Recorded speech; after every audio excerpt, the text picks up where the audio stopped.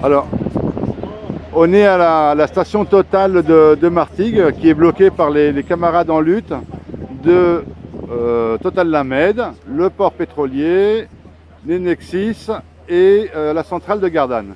Est-ce que vous pouvez nous expliquer pourquoi vous faites cette action tous ensemble?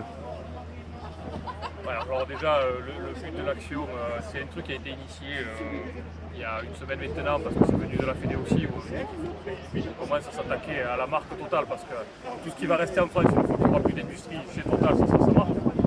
Et c'est bien avec ça qu'ils continuent à faire de l'argent, donc c'est la raison pour laquelle déjà on est dans une démarche de boycott et qu'on a lancé l'idée que chaque jeudi il fallait lutter pour la sauvegarde de l'industrie, la sauvegarde totale, mais pas que, et c'est pour ça qu'on est tous réunis ensemble.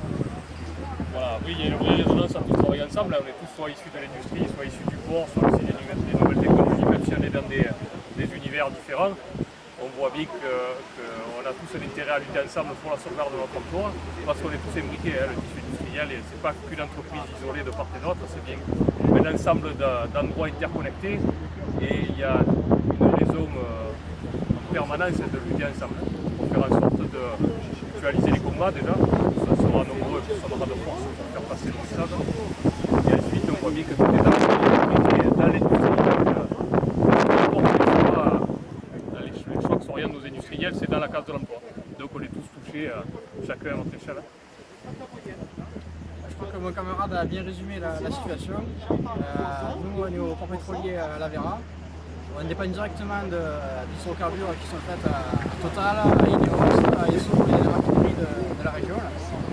Et on soutient pleinement leur mouvement et la lutte pour le maintien de l'industrie de la région.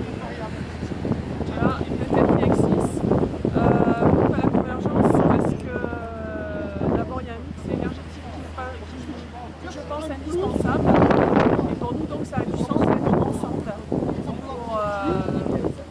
pour la région, pour les industries.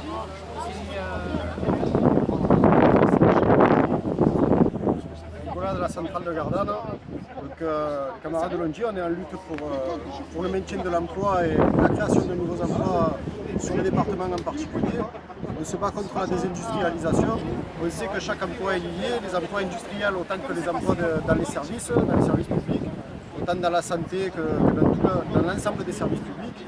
Donc on se bat pour préserver ces emplois et aujourd'hui on est attaqué de toutes parts. Il y a de nombreuses entreprises qui annoncent des fermetures et il y a des camarades qui luttent dans ces entreprises. Le but c'est pas de s'isoler chacun dans sa boîte, c'est bien de regrouper nos forces et c'est bien là le sens de la convergence des luttes.